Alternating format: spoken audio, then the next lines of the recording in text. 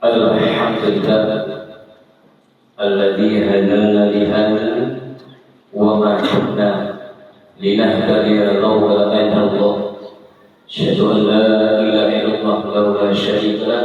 Asyhadu anna Muhammadan abduhu wa rasuluh al-mab'us rahmatan lil alamin.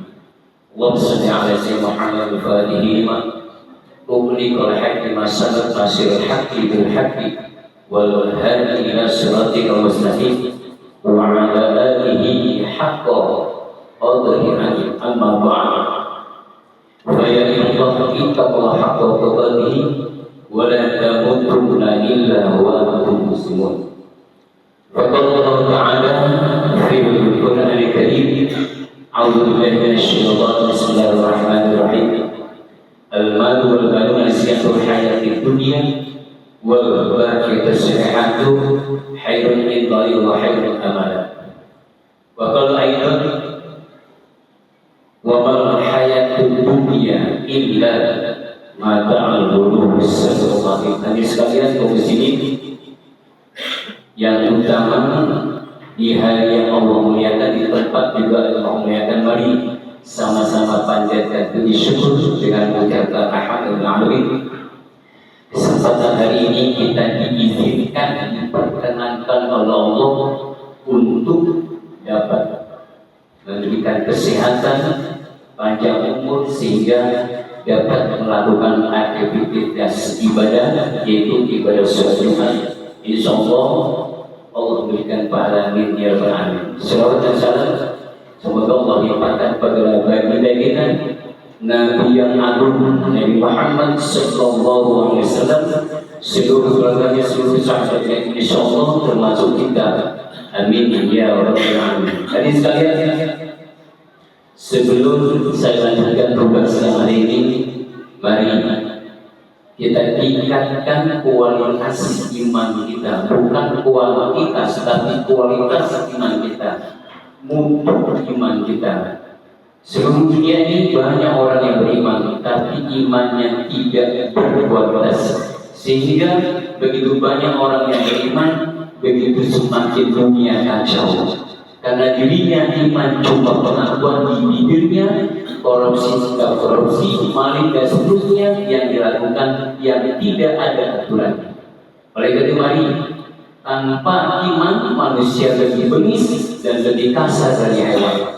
Oleh karena itu mari jaga iman kita, pelihara, sehingga dari nanti besok kita mati, kita meninggal, kita menjadi orang-orang yang beruntung di mata Allah. Amin ya rabbal alamin.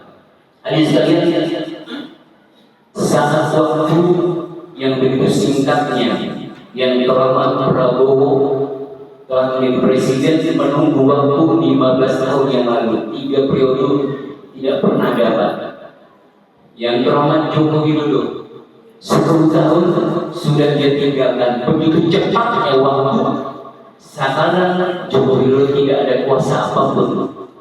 Nah itu berarti dunia ini sangat singkat. Jangan main-main dengan waktu dunia ini. Kita hidup entah kapan, bisa saat ini, pulang dari ini, kita sudah wafat. Kesempatan yang sampai ini jangan sia-siakan.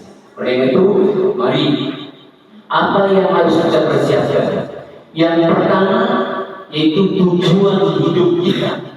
Apa sebenarnya? Allah terangkan di dalam Al-Quran, wa ma khalaqtul jinna wal insa illa liya'budun. Tidak menciptakan jin dan manusia kecuali untuk beribadah kepada Allah. Jadi tujuan hidup kita, apapun kita, kedudukan yang jabatan kita, cuma untuk mengabdi kepada Allah, bukan mengabdi kepada manusia, bukan mengabdi pada benda, bukan mengabdi pada hewan. Jangan kerjakan yang sia-sia, memancing, membuang waktu, ngobrol tidak karuan. Mari tujuan hidup kita untuk beribadah. Menunjang ibadah, kita harus mempunyai kedua itu program hidup kita. Kita rencanakan hidup kita, mau kemana, mau apa, mau hidupnya seperti apa kita. Harus punya program dan rencana. Rencana tadi harus ibadahnya yang dilandasi oleh undang-undang aturan dasar.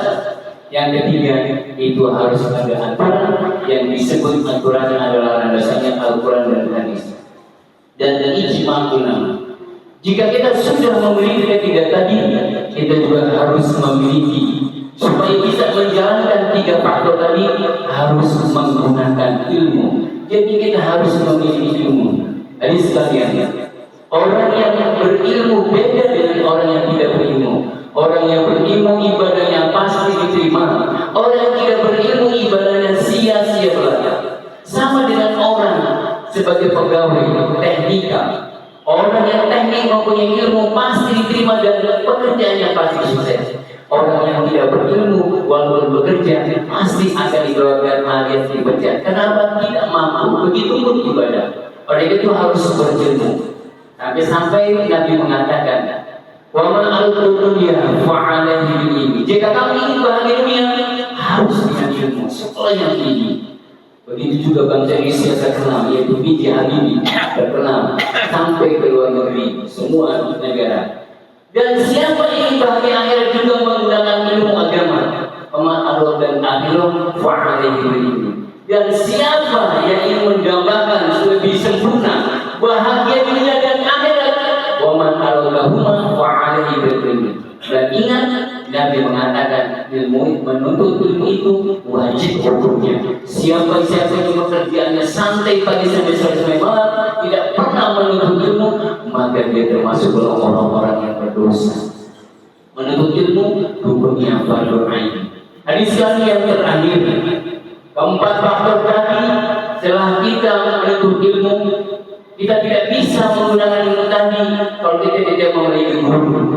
Janganlah berburu kepada hewan, janganlah berburu kepada benda mati, janganlah berburu kepada Google dan YouTube dan lain-lainnya.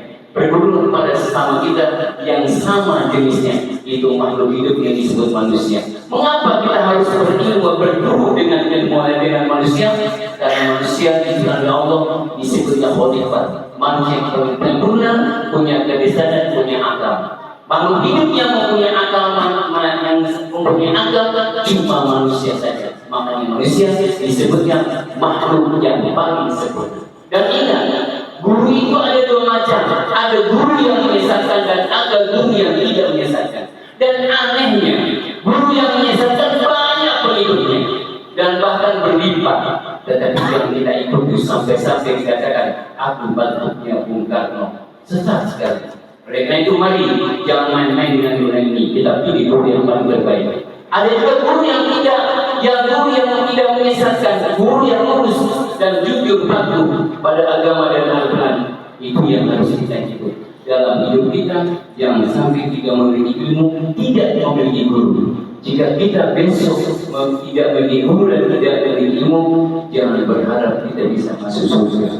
Karena iman kita tidak ada yang itu saja yang dapat saya sampaikan.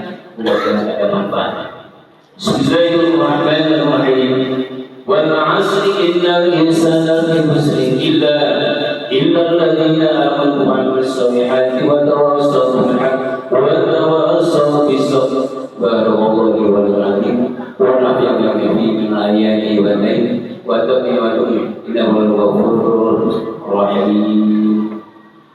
Allahumma shalli ala sayyidina Muhammad wa ala ali sayyidina Muhammad. Alhamdulillah alladzi khalaqal insana fi ahsani taqwim. Asyhadu an la ilaha illallah la syarika lahu al-malikul haqqul mubin. Wa asyhadu anna Muhammadan 'abduhu wa rasuluhu sayyidul anbiya'i wal mursalin. Allahumma shalli wa sallim ala sayyidina Muhammad fil awwalin wal akhirin wa ala alihi wa ashabihi wa tabi'in.